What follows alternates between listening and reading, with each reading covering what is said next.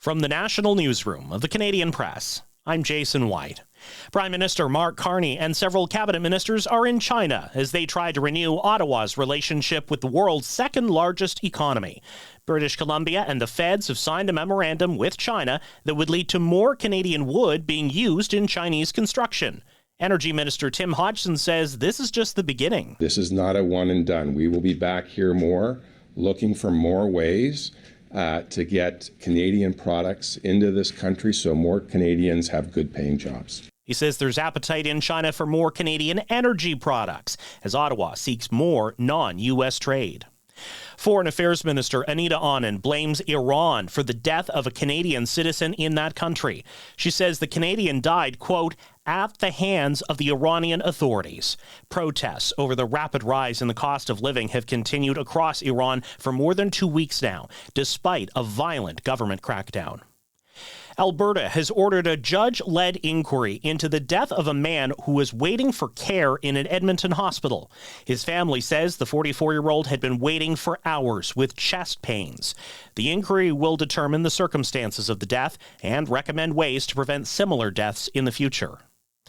Schools were closed today and commuters faced severe delays as heavy snow hammered much of southern Ontario and parts of Quebec. The snow closed schools, blocked streets, and forced cars into ditches. Jonathan Jackson was among those trying to navigate the snow in Toronto. The commute wasn't too far. I think I only went about 2 or 3 blocks, but it was awful. I was walking in the streets by accident. Environment Canada's called for up to 40 centimeters of snow in some parts of Ontario, including the Toronto area. A lot of Canadians have been redirecting their travel plans away from the United States, and now some are rethinking plans to visit parts of the Caribbean after military action and threats from the U.S. Travel agencies say some clients are avoiding Aruba or Curacao, which sit off the coast of Venezuela, where the U.S. launched a strike and captured its president about 2 weeks ago. Flight Centre Travel Group Canada says vacationers are changing their bookings from those locations and Cuba, which the U.S. president has also threatened, to countries like Jamaica and the Dominican Republic. Other travelers have delayed or canceled their Caribbean trips. Air Canada has issued a temporary travel advisory for Venezuela and the surrounding regions, but WestJet, Air Transat, and Porter Airlines say it's business as usual. Michelle Zedekian, The Canadian Press. Halifax author Rachel Reed says she's tuning out all the mania around the hit TV series Heated Rivalry. She's writing the next installment in the love story. Unrivaled is set to be published in September. This is the Canadian Press.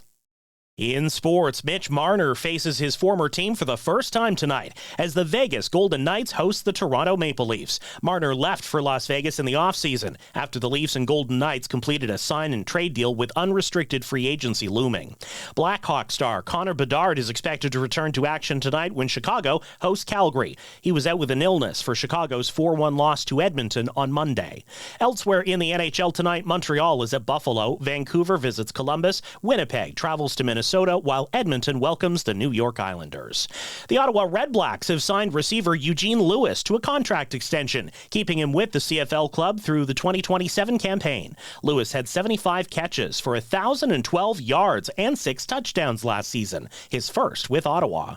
And first-round action is underway at the PGA Tour's Sony Open Hawaii.